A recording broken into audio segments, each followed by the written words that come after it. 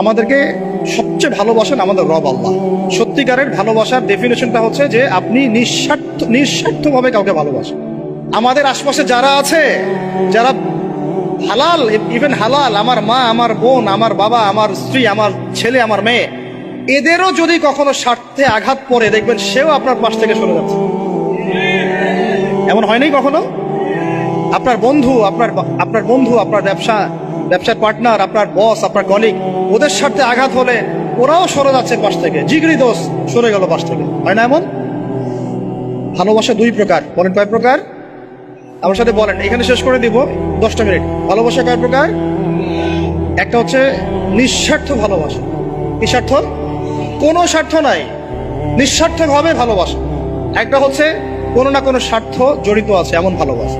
আপনার স্ত্রীর চাহিদাও যদি আপনি পূরণ করতে ব্যর্থ হন, দেখবেন স্ত্রীর সাথে আপনার গন্ডগোল লেগে যাচ্ছে, যদিও সে হালাল বৈধ। তাই না? এমন হয় না অনেক সময়? আমি তো অনেকদিন বলেছি, অনেকদিন আগেও বলেছি, 5 বছর 6 বছর আগে, যে মানুষ আসলেই মানুষের অবস্থানকে মূল্যায়ন করে। ভিতর থেকে মানুষকে শুধু মূল্যায়ন করে আল্লাহ রাব্বুল আলামিন। না হলে কি হতো? এই যে এত অন্যায় আমরা করেছি, আল্লাহ পাক কি আমাদেরকে ছেড়ে দিয়েছেন, ফেলে দিয়েছেন, গজবে ধ্বংস করে দিয়েছেন? এই যে আল্লাহ পাক যে আমাদেরকে মহব্বত করেন, ভালোবাসেন, তার প্রমাণ এগুলো। আল্লাহ পাক চান যে আমরা যেন ফিরে আসি। আল্লাহ পাক বলছেন, সারা দুনিয়ার সমান গুনাহও যদি সে করে ফেলে, আসমানের সমানও গুনাহ করে ফেলে, খালি তওবা করে ফিরে আল্লাহকে বলবে, আস্তাগফিরুল্লাহাল্লাযী লা ইলাহা ইল্লা হুয়াল হাইয়ুল কাইয়্যুম ওয়া আতুবু ইলাইহি। আল্লাহ পাক বলছেন, খালেস তওবা করলে গুনাহ তো মাফ করে দিবই, আগের গুনাহগুলোকে নেকি দিয়ে পরিবর্তন করে দিব। এটা ভালোবাসা না? আল্লাহ পাক সৃষ্টি করেছেন আমাদেরকে ভালোবেসে। কোরআন পড়েন, সূরা সাদ পড়েন। সূরা সাদের মধ্যে দেখবেন আল্লাহ বলছেন, খালাকতু বিয়াদি মা মানাআকা আল্লা তাসজুদা খালাকতু বিয়াদাই, মানে তুমি ইবলিস কেন তাকে সিজদা করলে না যাকে আমি নিজ হাতে সৃষ্টি করেছি? এটা মহব্বতের বহিঃপ্রকাশ না? আল্লাহ আমাদেরকে নিজ হাতে সৃষ্টি করেছেন। আল্লাহ পাকের হাত কেমন এটা আমরা ব্যাখ্যা করতে যাব না। এর হাতের অর্থ কি সেটাও ব্যাখ্যা করার, তাহবিল করার দরকার নাই। কোরআনে আসছে যেভাবে, সেভাবে আমরা ঈমান রাখবো। ঠিক আছে ভাই? এখানে আবার অনেকে অনেক তালগোল পাকায় ফেলে এবং বিভ্রান্ত হয়ে যায়। এদিকে যাওয়ার দরকার নেই। এখানে বোঝানো হচ্ছে আল্লাহ রাব্বুল আলামিন আমাদেরকে মহব্বত করে সৃষ্টি করেছে। এই পুরো সৃষ্টি জগৎটাই তো আল্লাহর মহব্বতের বহিঃপ্রকাশ। সবকিছু এত নিপুণ ভাবে চলতেছে, এটা মহব্বতের বহিঃপ্রকাশ না? আমি আপনাদেরকে নিয়ে যদি কোনোদিন কক্সবাজারের সৈকতে তারা দেখাতে পারতাম, তাহলে আমি বুঝাইতে পারতাম আপনাদেরকে যে এই মহাবিশ্বটা ঠিকই আছে। কিন্তু তারার মধ্যে একটা গাণিতিক ক্যালকুলেশন আছে যেটা সবাই জানে না। যারা একটু অ্যাস্ট্রোনমি নিয়ে পড়াশোনা করেছে তারা জানে। আপনার মানে মাথার বিবেকই উল্টায় যাবে যে এত সূক্ষ্মভাবে কিভাবে আল্লাহ রাব্বুল আলামিন এই মহাবিশ্ব সৃষ্টি করলেন। এক চুল এদিক ওদিক হলে পুরো বিশ্ব কায়নাত ধ্বংস হয়ে যায়। এটা কি আল্লাহ পাকের মহব্বতের পরিপ্রকাশ না? আল্লাহ পাক তো বরং বলেছেন পুরো সৃষ্টি পরিবারটাই আল্লাহর আহাল, আল্লাহর পরিবারের অন্তর্ভুক্ত। সুবহান। এমনকি আল্লাহ পাক আমাদেরকে বলেছেন, তোমরা জমিনবাসীর সবার উপর রহম করো। ইরহামু মান ফিল আরদ ইয়ারহামুকুম মান ফিস সামা। তোমরা সবার উপর রহম করো, দয়া করো। দয়া, রহম, এটা তো মহব্বতের একটা অংশ। তোমরা সবার উপর দয়া করো, রহম করো, মহব্বত করো। এটা কি হবে? তাহলে আল্লাহ পাক আসমানে যিনি আছেন, আল্লাহ পাক তোমাদের উপর রহম করবে। আমরা সেই মহান সত্তার ভালোবাসার থেকে বের হয়ে হারাম এই যৌন ভালোবাসার দিকে যাওয়ার চেষ্টা করেছি। আসলে এটা ভালোবাসা না, যৌনতা। এর দিকে যাওয়ার জন্য এইসব করছি। আল্লাহ পাক আমাদেরকে মাফ করে যেন হেদায়েত দান করেন। আল্লাহ পাক কত ভালোবাসেন এটা নিয়ে বলতে গেলে আজকে রাত শেষ হবে। দেখেন, আল্লাহ রাব্বুল আলামিন আদম আলাইহিস সালামকে সৃষ্টি করেছেন, করে সমস্ত নাম শিক্ষা দিয়েছেন। নাম মানে হলো ইলম। নাম মানে কি? ভালো না বাসলে আল্লাহ পাক কাউকে সবচেয়ে সেরা কিছু দান করেন। সূরা 3 আল্লাহ পাক কি বলেছেন? ওয়াত-তিনি ওয়াজ-যাইতুন, এগুলো শপথ করে, লাকাদ খালাকনাল ইনসানা ফি আহসানি তাকওয়িম। মানুষকে সবচেয়ে শ্রেষ্ঠ কাঠামো আল্লাহ পাক দিয়েছেন, দেন নাই? কাউকে যদি মহব্বত না করা হয়, তাকে আপনি সবচেয়ে সেরাটা কি দিতে পারবেন? আল্লাহ পাক আমাদেরকে মহব্বত করেন, ভালোবাসেন, এবং আল্লাহ চান আমরাও যেন তাকে মহব্বত করি, তাকে ভালোবাসি। এবং আমরা যদি কাউকে ভালোবাসি, আল্লাহর জন্য ভালোবাসবো। কাউকে ঘৃণা করি, আল্লাহর জন্য ঘৃণা করি। মহব্বত আল্লাহর জন্য, ঘৃণাও কার জন্য? আল্লাহর জন্য। আল্লাহ পাক সমস্ত ইলম শিক্ষা দিলেন। এটা কি ভালোবাসার বহিঃপ্রকাশ না? নূহ আলাইহিস সালামের কওম দীর্ঘদিন আল্লাহর কথা শুনে না। আল্লাহ পাক সবর করলেন, ধৈর্য ধরলেন, গজব দিলেন না, শেষ পর্যায়ে গিয়ে আযাব দিয়েছেন। এই যে আল্লাহ পাক সুযোগ দেন, সময় দেন, এটা কি আল্লাহ পাকের ভালোবাসা, দয়া না? এরকম প্রত্যেকটা কওমের ক্ষেত্রে হয়েছে। আমি তো ফিল করলাম এই ভালোবাসা নিয়ে ঘাটাঘাটি করতে গিয়ে যে আসলে আল্লাহ পাক যে আমাদেরকে সবচেয়ে বেশি মহব্বত করেন, তার সবচেয়ে বড় নিদর্শন কি জানেন? আমাদের কাছে আল্লাহ রাব্বুল আলামিন আল কোরআনের মতো কিতাব নাযিল করেছেন, আর আমাদেরকে আল্লাহ পাক নবী মুহাম্মদ সাল্লাল্লাহু আলাইহি ওয়াসাল্লামের উম্মত বানিয়েছেন। আল্লাহ পাক যে নবী মুহাম্মদ সাল্লাল্লাহু আলাইহি ওয়াসাল্লামকে এই দুনিয়াতে পাঠিয়েছেন না, এটাই সবচেয়ে বড় মহব্বত, সবচেয়ে বড় রহমত। কারণ তার সুন্নতে এমন কিছু নাই যেটা আপনি খুঁজে পাবেন না। আর তিনি আমাদেরকে যে মহব্বত করতেন, মুহাম্মদ সাল্লাল্লাহু আলাইহি ওয়াসাল্লাম আমাদেরকে যে মহব্বত করতেন, তিনি আমাদেরকে বলতেন যে আমরা তার ভাই।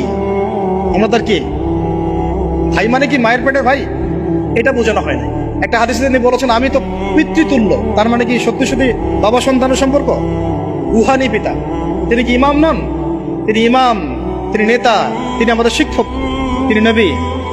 তো তিনি আমাদেরকে যে মহব্বত করতেন, তিনি একদিন বলছিলেন নবী সাহাবীদের সামনে, কাশ আমি যদি আমার ভাইদেরকে দেখতে পেতাম। সাহাবীরা বলছেন ইয়া রাসূলুল্লাহ আমরা কি আপনার ভাই না? তখন নবীজি বলছেন না, তোমরা আমার সাহাবী।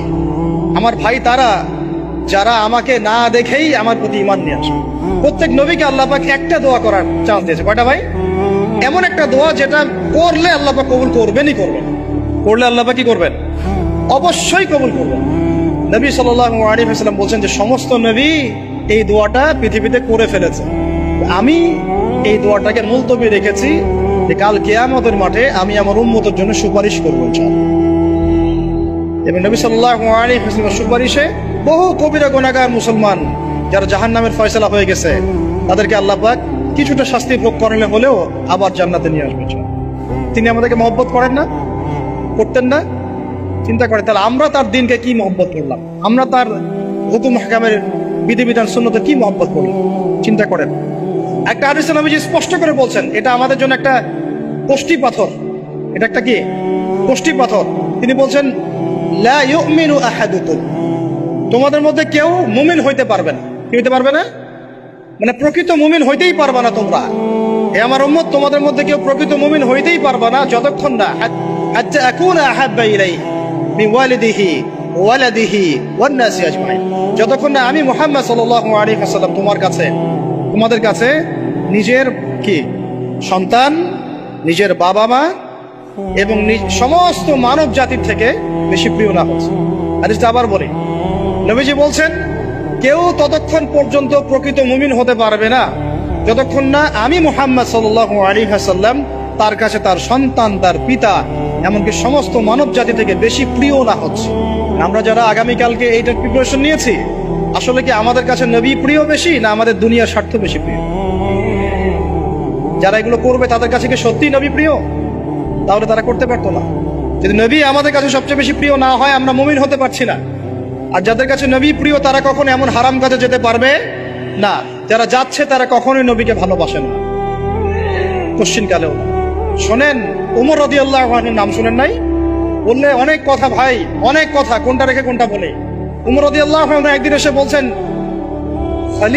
খলিফাতুল মুসলিমিন, মুসলিমদের তিনি খলিফা। জান্নাতের সুসংবাদপ্রাপ্ত 10 জন সাহাবীর একজন। জান্নাতের সার্টিফিকেট পেয়েছেন পৃথিবীতে কয়জন সাহাবী? একটা হাদিসে একসাথে 10 জন। ওই 10 জনের অন্যতম একজন, যিনি এমন শাসন ব্যবস্থা পৃথিবীতে প্রতিষ্ঠা করেছিলেন যার মতো মিসাল এখন পর্যন্ত পৃথিবীতে আর দেখা যায় নাই। একটা হাদিসে আসছে যে রাস্তা দিয়ে ওমর হাঁটে ওই রাস্তা দিয়ে শয়তান হাঁটে না। কি বুঝলেন? শয়তান যদি দেখে ওই যে ওমর, ও আর ওই যাবেন ওই রাস্তা। এই হচ্ছে ওমর ইবনে খাত্তাব। আমার পরে কোনো নবী নাই। নবীজি বলছেন আমার পরে কোনো নবী নাই, লা নবিয়্যা বা'দি, আমার পরে কোনো নবী নাই। যদি হতো তাহলে ওমর হতো, যদি হতো তাহলে ওমর হতো। অন্য একটা হাদিসে আসছে আমার পরে কোনো নবী নাই, তবে তুমি আমার, এটা অন্য সাহাবী সম্পর্কে, আলী ইবনে আবি তালিব সম্পর্কে, তুমি আমার জীবনে তেমন মুসার জীবনে হারুন ছিল যেমন। এটা হচ্ছে আলী ইবনে আবি তালিব। এখানে কথা হচ্ছে ওমর রাদিয়াল্লাহু আনহুর মতো মানুষ নবীর কাছে এসে বলছেন সাল্লাল্লাহু আলাইহি ওয়াসাল্লাম, ইয়া রাসূলুল্লাহ ওয়াল্লাহি লা উহিব্বুক, আল্লাহর কসম করে বলছি আমি আপনাকে অনেক মহব্বত করি, ইল্লা মিন নাফসি, আমার নফসের চেয়ে বেশি না।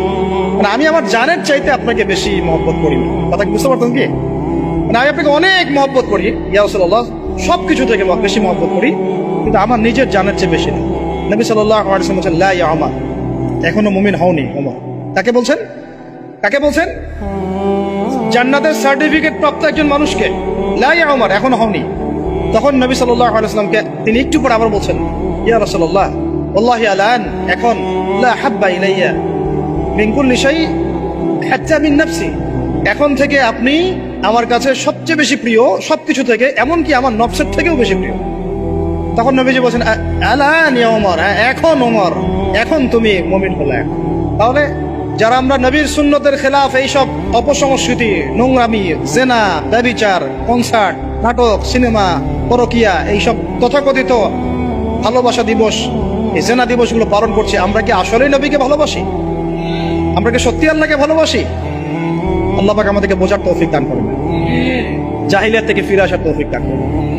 এরকম প্রচুর ঘটনা। ভালোবাসা তো এগুলোর নাম। ভালোবাসা কাকে বলে জানেন? সাহাবীরা বাসায় যেতেন, আবার দৌড় দিয়ে আসতেন নবী সাল্লাল্লাহু আলাইহি ওয়াসাল্লামের চেহারাটা একটু দেখার জন্য। এটা নাম ভালোবাসা। আপনারা যদি উমরা করতে যান, হজ করতে যান, দেখবেন বারবার আপনার নবীর রওজায় গিয়ে সালাম দিতে মন চাইবে, যে আরেকবার দেখা করে আসি, আরেকটু দেখা করে আসি, আরেকবার সালাম দিয়ে আসি। ভালোবাসা, কোন স্বার্থ আছে এখানে? নবী সাল্লাল্লাহু আলাইহি ওয়াসাল্লাম কি আমাদের কাছে কোনো স্বার্থ দাবি করেছেন? আল্লাহ করেছেন। এগুলো ভালোবাসা। এই ভালোবাসা হলো প্রকৃত ভালোবাসা। আর এগুলো যেটা চলছে এটা হচ্ছে যৌনতা। এগুলো কি চলছে? যৌনতা। ভালোবাসার নাম দিয়েছে এখন যৌনতা। এগুলো ভালোবাসা না, এগুলো পাশবিকতা, প্রবৃত্তির দাসত্ব। প্রবৃত্তি মানে মন যা চায় তাই করতে যাচ্ছে। আপনার মন চাইছে একটা মেয়ের সাথে রাত কাটাবেন, এটাকে আপনি ভালোবাসা নাম দিলেন, কিন্তু এটা হচ্ছে ভালোবাসা না, এটা কি প্রবৃত্তি, পশুত্ব, দাসত্ব, পশুত্বের দাসত্ব করছে। আল্লাহ পাক আমাদেরকে কথাগুলো বোঝার তৌফিক দান করুন। এরকম সাহাবীরা কত ত্যাগ করেছেন। তালহা রাদিয়াল্লাহু আনহুর নাম শুনেন না অনেকেই। নবী সাল্লাল্লাহু আলাইহি ওয়াসাল্লাম উহুদ যুদ্ধের দিন সংকটময় একটা অবস্থায় ছিলেন। তালহা রাদিয়াল্লাহু আনহু একা নবী সাল্লাল্লাহু আলাইহি ওয়াসাল্লামকে ঢাল হিসেবে পিঠ পেতে দিয়ে আসেন, উনার দিকে কোনো তীর যেন আসতে না পারে। শেষে দেখা গেল তার গায়ের মধ্যে 40 থেকে 50টা তরোয়ারের আঘাত আছে, তীরের খোঁচা আছে, বর্ষার খোঁচা আছে। এই অবস্থায় তিনি নবীকে কাঁধের মধ্যে নিয়ে উহুদ পাহাড়ে উঠেছেন নবীকে সেভ করার জন্য। ভালোবাসা। এটা কি? কোন স্বার্থে? কিসের স্বার্থে? দুনিয়ার স্বার্থে? জান্নাতের স্বার্থে। একজন সাহাবী বাড়ি নির্মাণ করেছেন, তো নবী সাল্লাল্লাহু আলাইহি ওয়াসাল্লাম দেখে একটুখানি, মানে হয় না, তুমি কে, কার বাড়ি এটা? বললেন আচ্ছা অমুক সাহাবীর বাড়ি। নবীজি একটু ভ্রু কুঞ্চিত করলেন, পছন্দ করলেন, কিছু মুখে বলেন নাই, মুখে কিছু বলেন নাই, খালি একটু অসন্তুষ্ট হয়েছেন, এক্সপ্রেশন দেখতে বোঝা যাচ্ছে। তখন ওই সাহাবীকে জানানো হলো, তোমার বাসার সামন দিয়ে তো আল্লাহর নবী সেদিন হেঁটে গেলেন, তারপরে আমার বাসা দেখে, তোমার বাসা দেখে আল্লাহ নবী সাল্লাল্লাহু আলাইহি ওয়াসাল্লাম তো অসন্তুষ্টি প্রকাশ করেছিলেন, মুখে কিছু বলেন নাই, এক্সপ্রেশন ছিল একটু অসন্তুষ্ট। 3 দিনের মধ্যে সেই বাড়ি ভেঙে গুড়িয়ে দিয়েছে। যেই বাসা দেখে আল্লাহ নবী সন্তুষ্ট হন না, আমি বাসা রাখবই না। ভালোবাসা কিসের জন্য? কার জন্য? কার স্বার্থে বলেন? আল্লাহর জন্য, জান্নাতের জন্য, আল্লাহর স্বার্থে, আল্লাহর জন্য। কতগুলো বলে শেষ করবো আপনাদের। সাদ বিন আবি ওয়াক্কাস রাদিয়াল্লাহু আনহু উহুদ যুদ্ধের দিন এইরকম করে তীর নিক্ষেপ করছেন। আল্লাহ নবী বলছেন, ইয়া সাদ, হে সাদ, তীর ছোড়ো, তোমার জন্য আমার পিতামাতা কুরবান হোক। আশপাশে 9 জন ছিল, তার মধ্যে একজন করে শহীদ হতে শেষে 2 জন বেঁচে থাকলো, সাদ বিন আবি ওয়াক্কাস, তালহা বিন উবাইদুল্লাহ রাদিয়াল্লাহু আনহু। এগুলো তারা কেন করেছেন? ভালোবাসার জন্য। ভালোবাসা এগুলোর নাম। কতগুলো বললে শেষ করবো আপনাদেরকে, বলেন। নবী সাল্লাল্লাহু আলাইহি ওয়াসাল্লামের কাছে একজন সাহাবী আসেন ইসলাম কবুল করতে এসে হাতের মধ্যে কিছু বালা, আংটি থাকে না, এগুলো ছিল, এগুলো খুলে ফেলে দিয়েছেন নবী সাল্লাল্লাহু আলাইহি ওয়াসাল্লাম, খুলে ফেলে দিয়েছেন। তো একটা খুব দামি সোনার আংটি ছিল।